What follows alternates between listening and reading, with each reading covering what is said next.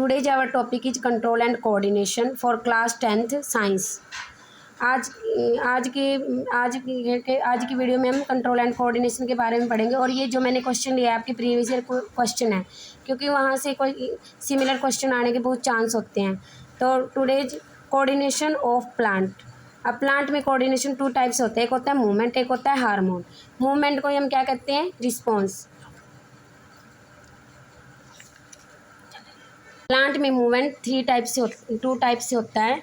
एक होता है ट्रॉपिक मूवमेंट, एक होता है नेस्टिक मूवमेंट। ट्रॉपिक मूवमेंट देखो क्या होता है, ये ना सनलाइट की, यानी कि जो भी सनलाइट का रिस्पॉन्स प्लांट की तरफ होता है उसे हम ट्रॉपिक मूवमेंट कहते हैं। फॉर एग्जांपल जैसे कि आपका ये एक प्लांट है। अब यहाँ ये आप प्लांट का ये क्या है? शूट सिस्टम, और ये क्या होता है? Root system. अब जहाँ जहाँ सनलाइट, अब देखो ये क्या है? सनलाइट। जहाँ जहाँ सनलाइट की तरफ जैसे जैसे प्लांट बेंट करेगा और उसकी जैसे जैसे उसकी ग्रोथ होगी एक ही डायरेक्शन में, तो वो क्या होता है? Tropic movement. यानी कि जो growth related plant movement that take place along a particular direction, यानी कि जो मूवमेंट होती है प्लांट की, जिससे ग्रोथ होती है वो एक ही डायरेक्शन में होती है, जिसे हम क्या कहते हैं? Tropic movement.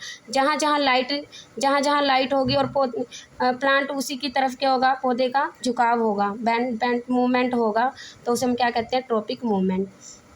जैसे आप इस एग्जाम्पल से भी देख सकते हो और इस एग्जाम्पल से भी देख सकते हो। देखो यहाँ सनलाइट है और पौधे का इस तरफ झुकाव होना, और इसे हम क्या कहते हैं?